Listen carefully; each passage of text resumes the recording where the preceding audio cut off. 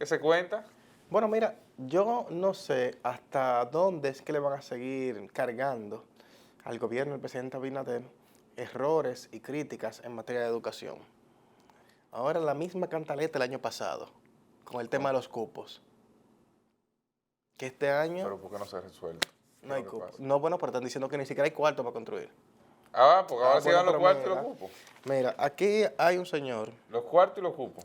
mira, aquí hay un señor, él se llama, te voy a decir cómo se llama.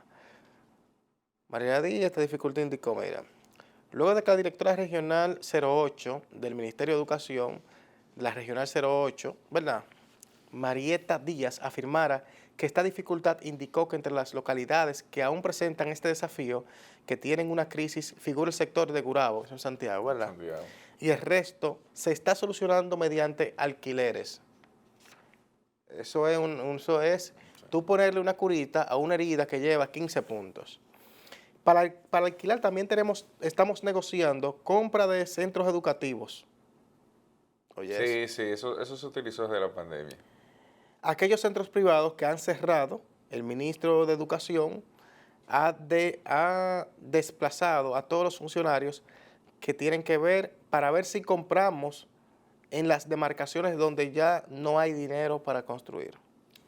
Pero a ver, Pero ¿y el 4%? No da el 4% para hacerse 2 o 3 aulas ahí en Santiago. primer tema. Hay una serie de obras de escuelas que están paralizadas porque superaron el umbral del 25% que la ley plantea para aquellos constructores, ¿verdad?, que tenían a su cargo el desarrollo de esos proyectos. Aquí todavía no se le ha buscado un bajadero ni un sustento legal. Incluso en un momento participé de un desayuno donde el ministro, o de un almuerzo donde el ministro estaba prácticamente peleando con esos grupos. Cuando yo te digo que estaba prácticamente peleando, significa que el ministro, el Ángel Hernández, recién había llegado en ese momento, en vez de buscar o de plantear una solución, lo que había planteado era un sometimiento a la justicia de aquellos que estaban en ese proceso. Yo te diría, bueno, si hay un sometimiento a la justicia, debe ser de aquel que sencillamente se robó los cuartos, pero no debe ser de aquel que construyó y que por los mismos retrasos posiblemente de tus pagos o de los pagos de OISOE, que era en ese momento a quien le correspondía en muchos casos liberar los pagos, aunque fuera un tema de educación, es muy probable que esa obra se haya en el tiempo elevado su costo y que todo el mundo sabe aquí que se inicia construyendo un valor y se termina construyendo otro. O sea, eso no es sorpresa para nadie. Eso lo han juzgado como corrupción en el tiempo y los políticos lo que han hecho es colocarse un cuchillo en los pies. Entonces cada vez que pisan, se le entierra más el cuchillo, se le encarna más el cuchillo. ¿Tú sabes cuál es el Entonces ahí problema? inicia uno de los problemas con el tema de la construcción de las aulas. ¿Tú sabes cuál es el problema de todo esto? Mira, tú puedes decir, bueno, mira, Otañez, eso van a alquilar aulas y se va a solucionar. Lo que no se está contemplando, parece ser aquí, es la afectación que eso produce en los estudiantes. Primero tú sigues ensanchando la brecha de la desigualdad, porque los que estudian en colegio están en paz y los padres de los niños que estudian en colegio están en paz. Yo le voy a robar una expresión, hablando de paz, a Rafael Paz, que él dice que en algunas zonas, aquí del distrito, los padres andan como gitanos, con los niños buscando dónde que lo van a inscribir, porque no hay cupos. Y es que tú tienes, por ejemplo, las escuelas públicas, aquí en el distrito, no se ha construido ninguna escuela nueva. No, porque el distrito de por sí... El polígono central creo que tiene una sola escuela pública, No, por tú tienes ejemplo. varias. El polígono, ¿Qué es que tú le llamas el polígono? Vamos a ver. el de la Lincoln a la Gómez, Kennedy 27. Bueno, sí. Creo que hay una. Bueno, sí. Creo que hay una. Por un estudio que leí, porque tampoco sabía que esa escuela estaba ahí ni siquiera. Pero tú tomas la situación del país y te haces la siguiente pregunta. Porque esos estudiantes no nacieron ayer. Claro, vamos a decir así, Quizás el ministerio no tiene forma de que el proyectar que van para cuerpo, allá. claro que sí. ¿Cómo? Porque se supone que la educación en República Dominicana es obligatoria. Es un derecho constitucional. O sea, O sea, el acceso a la educación es un derecho es constitucional. un derecho constitucional. Y el Ministerio de Educación tiene que hacer Entonces, lo que sea. todo niño que nace en territorio dominicano Debe tener un cupo asegurado. yo no diría que debe tener un cupo asegurado, pero hay una proporción de esa niñez que va al sector, sector público. Usted calcula. Vamos a decir que 7 de cada 10. Me Usted parece que por ahí anda la cosa. Usted calcula. Entonces tú sabes... Nació en la maternidad de La Olmena, en la maternidad de Altagracia. Entonces usted dice, ese tiene muchas posibilidades de venir por acá. Sí, sí, sí. Pero nació, sencillamente nació en República Dominicana. Y ahí vendrá el tema, bueno, que los haitianos y demás. Bueno, pero yo estoy hablando de... Nació en República Dominicana. Yo me supongo que de esos nacimientos en República Dominicana, bueno, una buena parte terminará asistiendo a una escuela pública como mecanismo de educación. Y ahí hago la siguiente pregunta. Pero además de eso, la diferencia es astronómica. Estamos hablando de que el año pasado, el año antepasado, hubo cerca de 200.000 niños que abandonaron las escuelas. ¿Qué sucedió con ese margen? Que estaba en las aulas, que no estaba en un lugar alquilado, que estaba recibiendo su docencia con normalidad. ¿A dónde fue esa niñez? Y en caso de que ahora esté tratando de reintegrarse, ¿por qué no encuentra el espacio que antes había dejado? Porque es esa la diferencia de hoy. Mira, a mí me preocupa, yo no creo que ningún niño se vaya a quedar fuera por falta de cupo. Yo no creo que eso pase. Ahora, lo que a mí me preocupa es que, amén de todo eso, tenemos un fuerte cuestionamiento sobre la calidad de la educación. Esa es la otra parte del pancake. ¿Me entiendes? Mira, por ejemplo, qué te dice aquí. Se recuerda que un informe que evaluó los principales desafíos del sistema educativo en todos sus niveles en el pasado periodo educativo, se determinó que las aulas con alto número de estudiantes continuaban siendo un enemigo de la calidad educativa.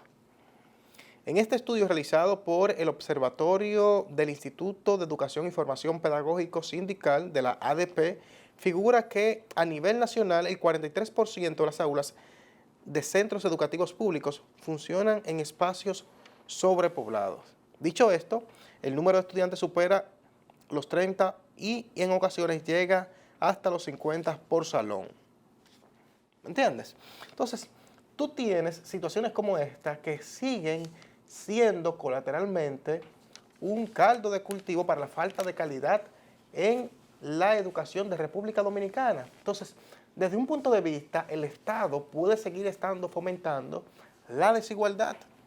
La desigualdad porque al final, esos niños que están en un colegio, donde aparte de que tienen quizás un desarrollo intelectual mucho mayor por las propias condiciones socioeconómicas, ¿verdad?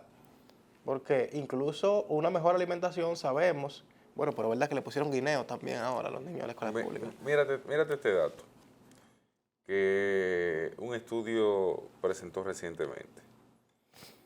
En términos relativos, en el año escolar 2021-2022, el sector privado se recuperó un 20.2% del 34.28% que había perdido durante el año 2020-2021. Dígase que estamos hablando de que hay un 14% que o abandonó la escuela o que sencillamente migró al sector público. En el año escolar 2021-2022, el 7.38% de los niños entre 6 y 11 años está fuera de la escuela.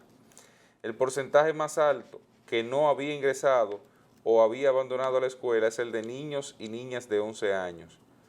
Casi 1 de cada 10 está fuera de las aulas. A la vez, la inasistencia escolar fue más alta en niños que en niñas en todas las edades comprendidas entre 6 a 11 años durante el 2021-2022. En pocas palabras, ¿qué ha ocurrido? Primero, un desplome del sector público, del sector privado. Fruto, bueno, son empresas y ante la situación tan crítica que se colocó la pandemia en República Dominicana durante ese año, pues o no se reinventaron o sencillamente quedaron en una condición de poco flujo económico porque la gente ante la crisis comenzó a cortar. Sí, porque también Eso es un elemento. El otro de los elementos, eso provocó una migración masiva al sector público, para la cual el sector público 2 años después no se ha preparado todavía. Porque fíjate que hay una reducción, o sea, se generó el punto de crisis. El primer año fue el peor año para el sector privado, pero a partir de ahí lo que ha venido produciéndose es una reducción del sector público y un ensanchamiento del sector privado, volviendo a la normalidad todo. Pero aún a 2 años y tanto no nos hemos preparado para eso, con todos los cuartos para hacerlo.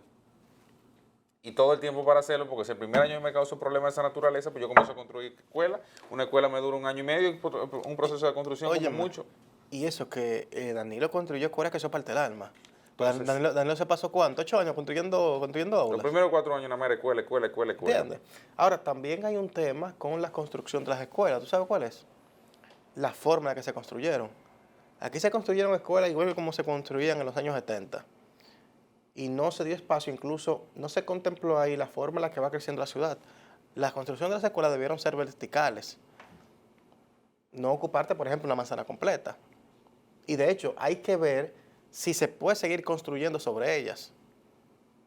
Bueno, O sea, que no sean construir más, sino agregarle más aulas a las que ya existen. Porque aquí hay escuelas. Por ejemplo, tú tienes la escuela primaria de República Dominicana, en Villajuana.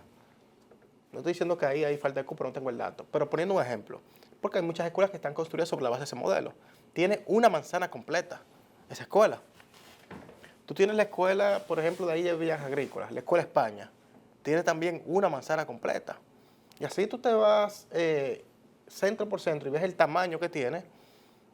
Y tú dices, bueno, pero quizás se puede comenzar a construir sobre estas escuelas. O sea, agregarle más aulas a la ya existente. quizá el modelo es insostenible hoy, pero también recuerda que se parte de que los niños necesitan espacio. O sea, Sí, en aquel momento se parte de que los niños necesitan espacio. En China y en Japón te la hacen vertical. Sí, pero, ¿Y en otro país? Sí, pero Y no es la norma tampoco. Ah, no, eso no. Eso ha sido una adaptación Fruto ante lo que ha sucedido. O sea, no es parte del mismo proceso histórico que ha venido teniendo la escuela como centro, como hábitat de niños. Vamos a decir Porque así. ya no le dan huerto escolar.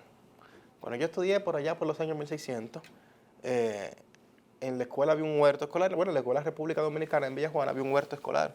Ahí te ponían, esto es un pico, esto es una pala, esto es un aceite. Te ponían ahí 30 minutos. Yo recuerdo un profesor que tenía como 4 o 5.